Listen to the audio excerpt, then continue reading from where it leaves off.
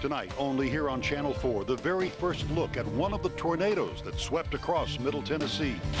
Human remains could be that of a woman who's been missing for nearly a year.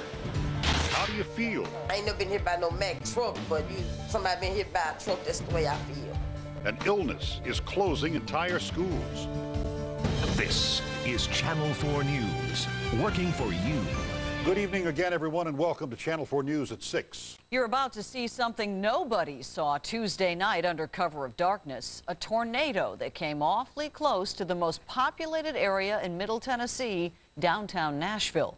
Folks in Macon, Sumner, and Madison counties know the storms that night were killer storms. And we now know they came very close to doing deadly work in the heart of the city. Dennis Ferrier now with the exclusive video. Keep filming that, Carter. When Chris Stevens saw the storm coming, he knew what he wanted to do. He knew what his 13-year-old son Carter wanted to do. The question is, would his wife let them? I just thought it would be something that Carter would never forget, and so we hopped in the car, and she surprised me and just said, "Go for it." so off we went. Downtown Nashville. Parked at Concord Road and I-65, a nice unobstructed view of the storm moving left to right across your screen. Minutes of wet, dark booming, a little lightning here and there, and then gulp. Let's watch it again in real time. Lightning illuminating a funnel cloud somewhere above downtown Nashville. We know your first question. Is this the same tornado that tore up Fairview on its way to devastation in Sumner and Macon counties? Yeah, there's no question in my mind. Channel 4 meteorologist Dan Thomas has studied this video, his radar, and the path of the storm, and he says this is the killer tornado.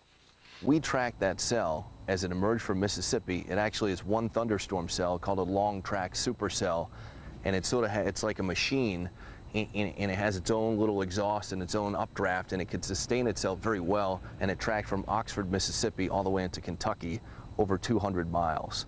It's hard to imagine and fully realize that this horrible tragedy could have been so much worse. While I was watching on the radar, there was still tremendous rotation or circulation in the lower atmosphere, and it was just an act of God that it lifted up off the ground and spared Davidson County and a good part of the rest of that area. Well, we certainly all knew it was somewhere. Look up, and there it is. Unfortunately, of course, it didn't stay up there, did it? No, it didn't, Dennis. Wow, great pictures.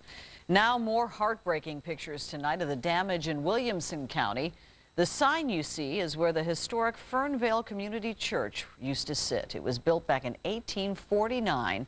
As you can see, it's now just a pile of lumber and concrete. The church piano was tossed around. The wind spun trees like pinwheels, and all that remains now are the front steps.